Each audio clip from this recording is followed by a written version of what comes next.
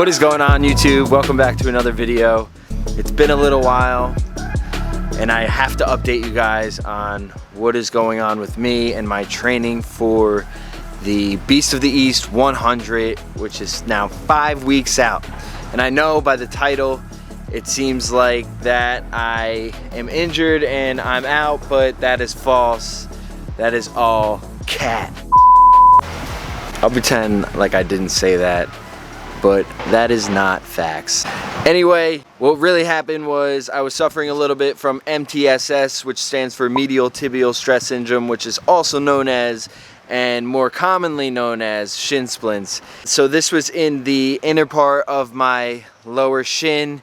It's some inflammation that was going on where the bone is, where the muscle meets the bone. So I had to take care of it right away. My last run before I said I need to step away was a 10-mile run, and after that I was feeling it a lot in the beginning of the run, and later on after the run I was feeling it, and it was very tender in that spot. So I had to make the very mature decision to rest, and I ended up resting 4 days, and that was really hard. And I know any runner out there hates that word, take a rest, you know. Absolutely no running. It sucks, and it crushed me because at the point I was 6 weeks out, and I was planning on doing a long run, a key long run, meaning that it was going to be one of my biggest long runs before I started my taper for the 100. And what I ended up doing was taking that rest. I saw a physical therapist, Dr. TJ Martino, who's an excellent physical therapist over here in New Jersey, and he was able to give me some key exercises for me to focus on and told me to continue on stretching and loosening up the muscles that are tight around my shin. This guy is very knowledgeable, and he was able to explain everything that was unknown for me about MTSS. So he gave me all the fine details, helped me out a lot. I've been working on these exercises, and ever since then, and doing these stretches, I feel 99.9% better. There's still a little tenderness, but that's because I'm gonna continue on running. But really just like seeing someone taking that rest, taking all the precautions, calling it early when I felt the pain was the smartest decision I made during this training block. I'm proud of myself, and I just want to let you guys know that if you feel pain and you aren't telling your coach, you know, that's not a good thing to do, or if you're self-coached like I am, definitely make a smart decision, pull out early, get it fixed, you know, because you don't want it to continue on. And one of the great things that the doctor told me was, in the beginning when I first talked to him, I was telling him I was taking Advil, I was doing all the rice, you know, and he was like, why are you taking Advil? Don't take Advil. Advil is an anti-inflammatory, and inflammation is part of the healing process. Let the body do some inflammation. What you really need to do is strengthen. And once he said that, that's exactly what I believe in, because I'm not a big fan of taking Advil or ibuprofen or any kind of medication like that, because I do believe that we can heal on our own and we don't have to resort to, you know, a quick fix. So knowing that medial tibial stress syndrome or shin splints is very common, especially in runners, I want to show you guys some of the exercises and stretches I've been doing. So far today I have already hit a leg workout, and then I went for a 4-mile run on the treadmill. But it is a beautiful day here in the middle, almost in the middle of November. It's literally almost like 70 degrees with a clear blue sky. So I think I'm gonna have to go for another 4-mile trail run in a little bit. It's crazy because I'm so close to the race and anything can happen. You know, I'm increasing the mileage still. I'm still a few days away from the taper. I have 2 big long runs this weekend that I gotta crush, and having an injury would totally suck with 5.5 months of prep behind me. So that would totally suck, and I'm glad I can continue on because I caught it early. 3 crucial tools that I think all runners should have is just a regular foam roller, maybe with some ridges on it so it can really dig into those muscles.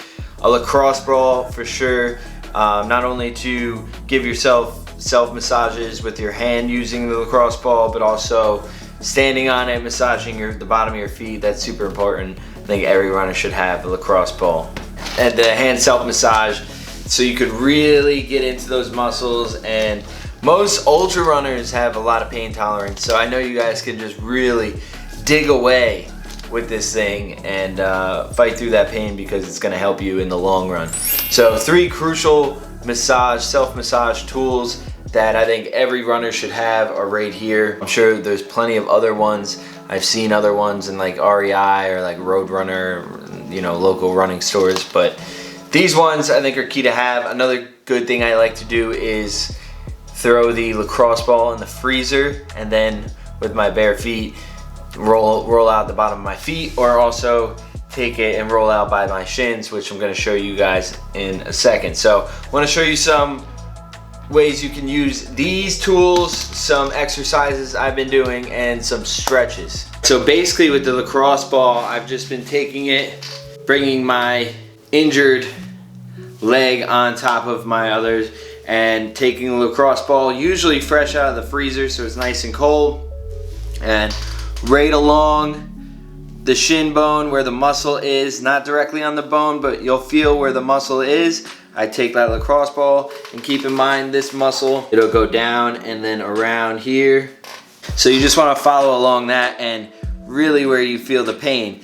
And for me, it's right there, and I'll roll it up and down sometimes where it really hurts, and stay on that spot for a little while.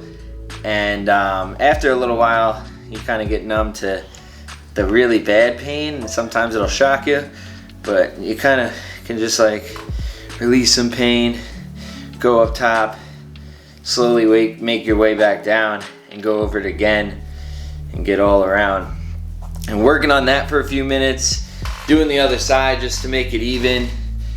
You know, even if it doesn't hurt, then you can really just help loosen up the tight muscles that are the muscles that are going to be tight anyway. So doing both sides, working a couple minutes. A big thing is, especially for ultra runners or marathon runners, you're doing a lot of volume, so treat the recovery methods and the stretching the same way you treat your running volume. So you're going to have to do a lot to accompany all that running that we're doing. So high volume massages, stretches to follow the high volume running. With the hand massager, the roller, the hand roller, I'll also do the rolling up top when the foot is over the knee, and I'll go on that spot, get those ridges. I think the lacrosse ball gets it more direct. Since this like has those ridges, it's not as good. But then I'll really use this to dig into the calf, especially when the calf is tight. Try to just like really relax the calf and spend again a few minutes just rolling it, you know, 30 seconds, take a break, maybe go the other side, because you got to do both sides. Roll it a little and then go back to getting after it again and sticking to those really tight spots. And for me, it's in the inner part of the calf, so I just really try to get in there. Oh yeah. And then we got this guy. Really with this, I'll usually start with this before I even get into those two. And I'm gonna go on top, start from the top, and just roll my way all the way down to the top of the foot. And focusing on the outside and the inside of both sides. Always doing something, just like taking breaks so it's not continuous. That's just how I can get through it. Maybe it's better to do it straight through, but that's what I'm gonna build up to. But I'll just alternate with this and another exercise, or this and a stretch, and then again going with the calves. And I'm just focusing on right now the lower part, but I do also roll out the quads and the hamstrings and the hips. You got to get it all. That's what I be doing, and it feels so good. So besides me doing hundreds of thousands of ankle rolls and flexion and extensions of my ankles, you know, dorsiflexion, plantar flexion, clockwise, counterclockwise. I am also doing a lot of calf raises and really just emphasizing getting that extra stretch, like when I would be fully extended and pushing off that back leg when I'm doing the run. And you know, it's the repetition of doing that, so I'm trying to strengthen the muscles that are getting the most reps when I'm out there running. So doing tons of calf raises that I do on my staircase, and a few other exercises. One I do at the gym because I need the band and I don't have a thick enough band here.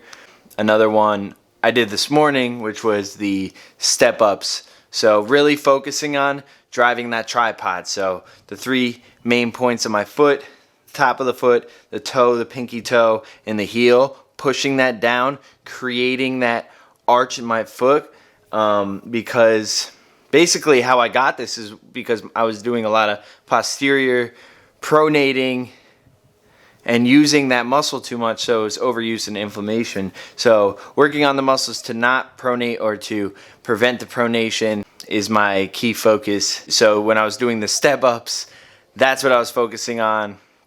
Any kind of single leg work, I'm really focusing on gripping with my whole foot. Another great one I do to really stretch that soleus, so the lower part, I'm gonna drive my knee towards the wall. And once I get, you know, as close as I can without my heel lifting off the floor, then I'm going to push my toe and my pinky toe into the wall, and I'm going to feel an intense feeling in here. And then after about 10 seconds, I'm going to release and then let my knee push forward a little more, and I'll get a little more of a stretch. So that is another big one, and I feel the most release when I do that lower part. A lot of people want to stretch and do the classic calf stretch and then still feel tightness. It's because they're not getting that lower part of the calf where a lot of the tightness is coming from. So doing that stretch on and off, just pushing the toes into the wall as your knee is bent and driving towards it a little.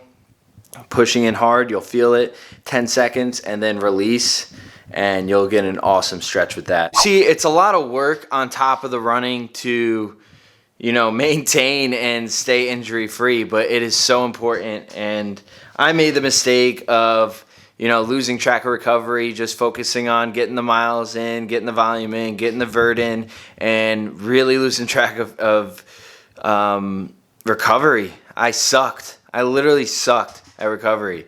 Like something I was so big on, something I was so good on during the challenge I did last year and my marathon training. Once I started increasing the volume so much, I fucking sucked at recovery. Didn't even like pay attention too much. I would do a little stretching. I'd be like, oh, I'm kind of tight. And like knowing I need to do it, I wouldn't even do it. And not saying that stretching is big with recovery. I think it's not one of the top things to do. I think it's important to do to release tight muscles, especially if you have really tight muscles. But I think some of the really important recovery things to do are like foam rolling and, you know, specific small muscle training / dynamic stretch exercises. I think those will benefit you the most because it'll strengthen muscles, and so making it stronger, and so that you'll have more durable muscle, and you know, getting a stretch out of it and loosening up that muscle, get more blood flow through there constantly, so it will recover better. But yes, I sucked at recovering, and thank God this injury happened to punch me in the face, or in this case, punch me in the shin and wake me up with just enough time left for me to recover, get another key long run in, and be ready to taper and fucking wreck it and do my first 100-mile race out in North Carolina in 5 weeks. Whew.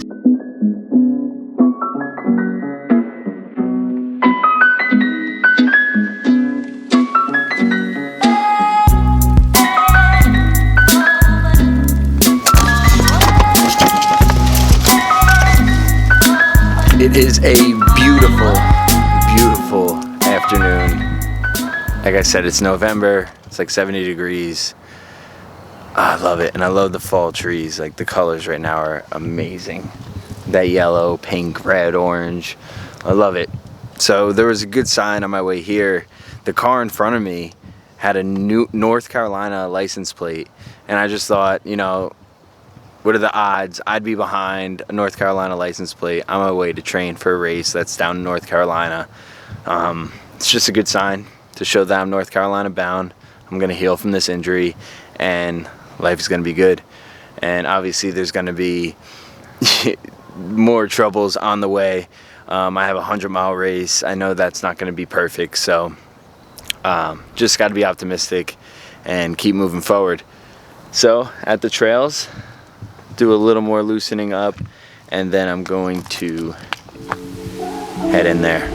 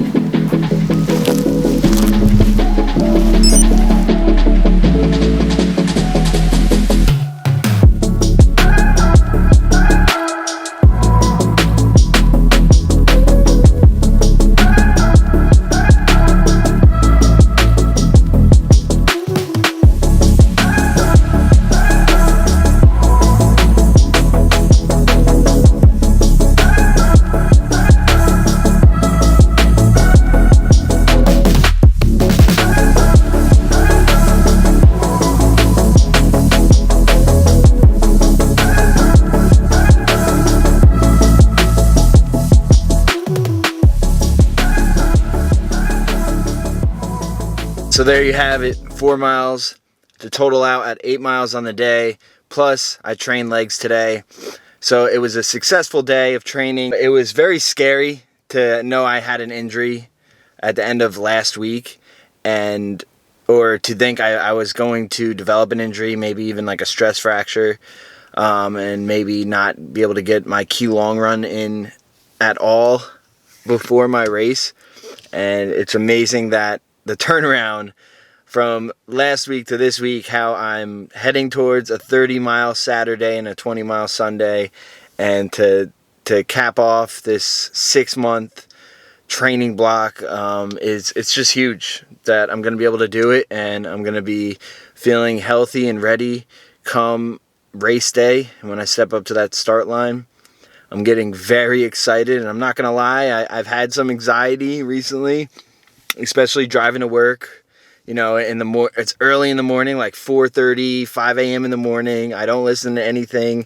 I'm just driving with my thoughts, and I'm thinking about running at night, and you know, what it's going to be like out there, and what I'm going to feel like at mile 80. And sometimes it gets to me, but for the most part, I am very optimistic about this race, and I'm very excited to get down there and to have my crew, Kevin, my sister, my girlfriend, all help me out. It's going to be unbelievable. I'm so freaking psyched. So that is the video, and that is my injury update and my training update.